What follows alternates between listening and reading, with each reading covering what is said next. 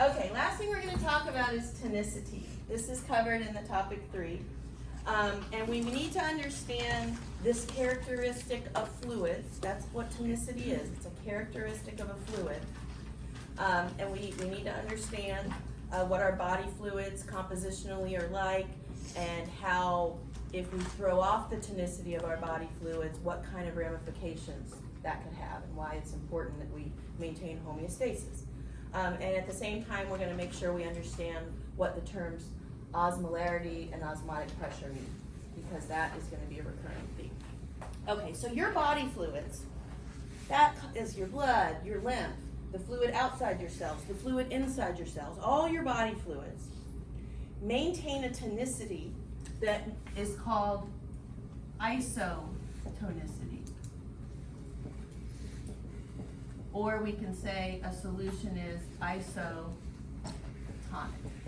Here's what that means, and I'm going to use a beaker with fluid in it to demonstrate. If I have a beaker of fluid, and I'm telling you that this represents your body fluids, it is going to have a base of water. The solvent is water, that's the base. And then there are going to be a number of things dissolved in your body fluids. Okay? All kinds of things. Ions and electrolytes, ATP, hormones, like there's all kinds of things dissolved in your body fluids. Okay? And it's balanced, you know, maybe something like that. We're going to use this as our example of what isotonicity is. And so an isotonic solution is representative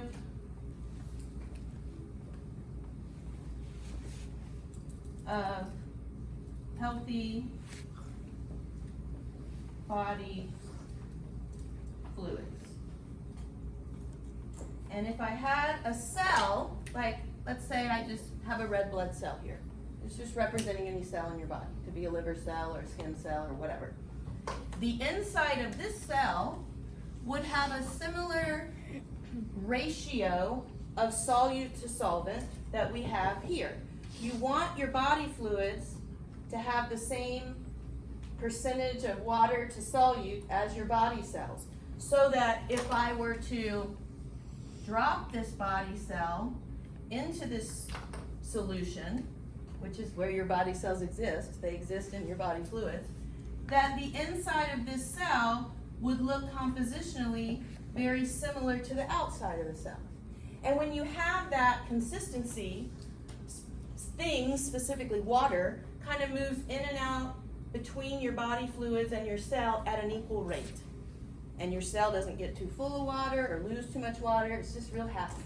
It's basically the perfect hydration situation. Okay. But we could have a situation like this, where your body fluids don't have much solute in them. They don't have a lot of stuff dissolved in them. And it's a lot more water and less solute. This is called a hypotonic solution. Okay? Hypotonic solutions have lower than usual solute and higher than usual water. All right, that's sort of the definition of a hypotonic solution. Not enough solute, too much liquid. Right? And what happens is, when I put a body cell in here that has the normal ratio, that's kind of consistent with this, I end up having more water outside my cell than inside my cell. Would you agree? Less solute, more water, more solute, more water compared to this. And if there's more water out here than there is in here, then water will enter this cell to an abnormal degree. And that will cause the cell to start to blow up like this, right? That is called, the cell in this environment will, it will swell, and if it swells enough, it will lyse. that means it will burst. That's no good. You don't come back from that. So we don't want that to happen. We don't want our body fluids to become too hydrated, too watery, with not enough solute. So I'm going to give you an example of this because it happened to my sister-in-law, so I have first-hand knowledge. Here is how this could happen. So my sister-in-law is an avid tennis player, and she's real competitive, and you know, she has her club and she does all this stuff. Well, she wasn't feeling good the night before a tournament. Ends up, she actually had the beginnings of a urinary tract infection. Didn't know that. Well, no, that's no good. You know, that leads to fever and all kind of stuff. Didn't feel great, didn't eat dinner. She wasn't feeling good, went to bed early to be ready for this game. She goes to her tennis match. She packs her bag full of water, right? Not hungry, still not feeling great. She's gonna get through this match. It's like a 3-hour tournament. She's drinking her water. She's getting through it, drinking her water, getting through it. She's now not eaten probably in 24 hours, but she's drank like a ton of water, right? She gets through it, she's cramping a little bit, she's not feeling great, she goes home. Eventually she goes to bed, she doesn't eat again because she feels crappy because she has a UTI, doesn't know it.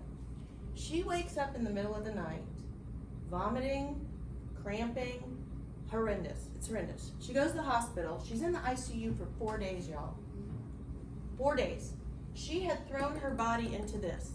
She had just water, water, water, water, no solutes, no food, no electrolytes, no nothing, just water, water, water, water. Her brain swelled. Cells in her body were swelling. It was bad. She had memory problems and still says she has a little bit of, she feels like residual stuff from this. It was scary. This is exactly what she did. Have you ever watched an athlete, like tennis or anything?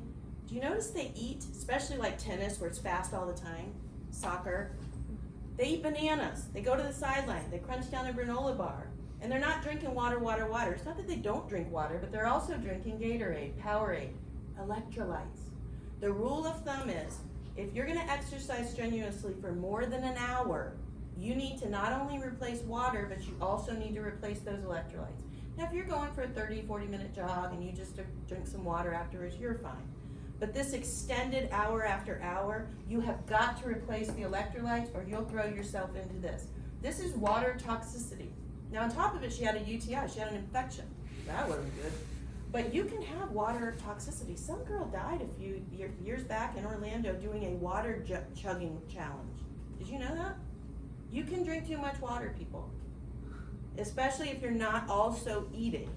Don't just drink gallons of water and not eat food. That is bad. Your cells will swell. It's dangerous. Okay. You can also have the opposite situation. Let's say you have a solution like this,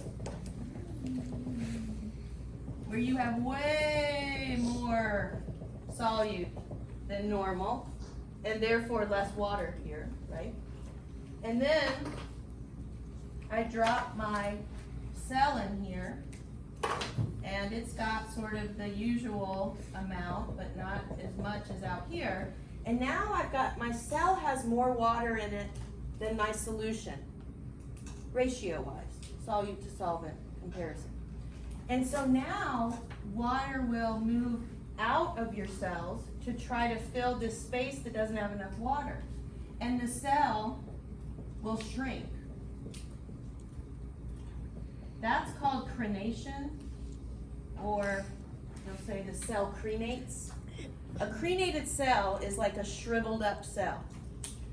It will eventually become non-functional just like this if it goes on long enough and you don't hydrate, okay?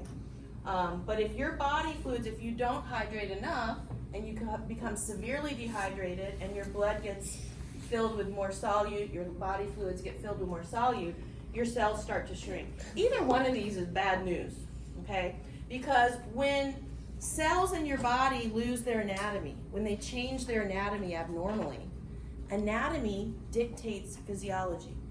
Form, structure determines what something does as its function.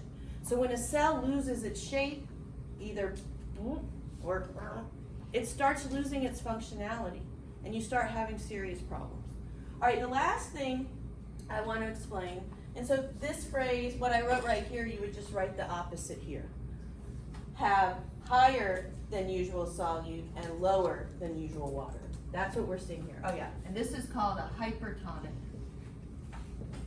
solution. The hyper, which I think you know means elevated, right? And the hypo, which means depressed, is referring to the solute part of the solution. So this solution doesn't have much solute, right? So it's hypotonic. This solution has way more than we need, hypertonic. The solute concentration is also an indication of what we call the osmolarity of the solution. If I talk about osmolarity, osmolarity is basically a measure of the solute concentration of a solution. This has balanced osmolarity. We're good. This has low osmolarity because there's not much solute. This has very high osmolarity. And osmolarity parallels or kind of goes along with osmotic pressure. Okay? Whatever the osmolarity is, high or low, you can repeat that for the pressure because solutes exert pressure in a solution. They push against the water within which they're suspended. The more solute you have, the higher the pressure is, the more they're pushing against the water. The lower the solute concentration, the lower the osmolarity, the less pressure that solution generates. So anytime you have a lot of solute, that's high osmotic pressure, high osmolarity. Anytime you have low, that's low. Any questions about that? How are you feeling?